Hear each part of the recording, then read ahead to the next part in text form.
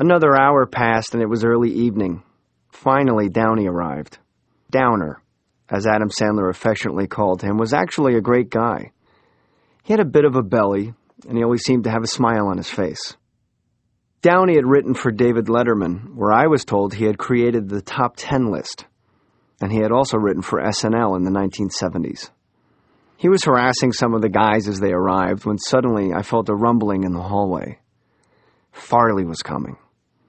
When I say I felt a rumbling, it's in no way a reference to Chris's weight. Rather, it's a compliment to his presence.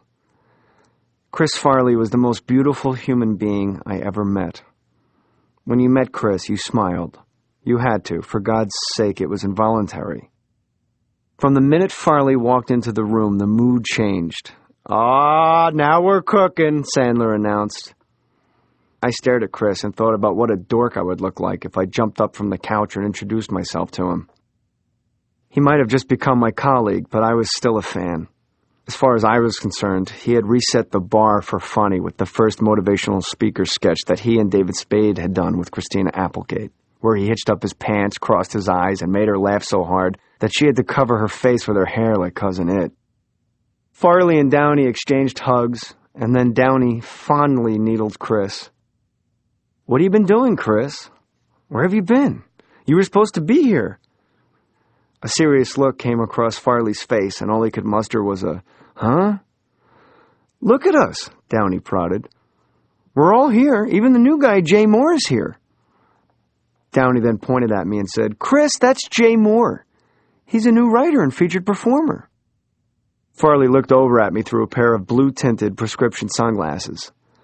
His hair was slicked back, and he was wearing a black suit jacket over a starched white shirt. His enormous stomach stretched against an old black belt that held up a pair of blue jeans that hung over a pair of old black combat boots. My first thought was that he looked a little like Jack Nicholson. He started walking toward me and shouted, "How are you, young fella?" Then he fake tripped and landed about a foot in front of me, face down on the floor.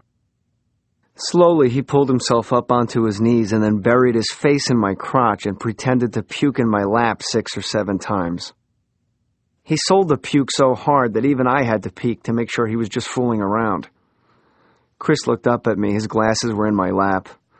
"Oh, man, sorry," he said, wiping his mouth. Not exactly hello. I looked around and noticed the number of people in the room had doubled. They were all staring at me. No one, except for Steve Lookner, was laughing. It was very odd. I wasn't sure if they were waiting to see how I would react or if they were wondering if Chris had actually puked in my lap. I emitted a meek, "How you doing?" and everyone went back to what they were doing.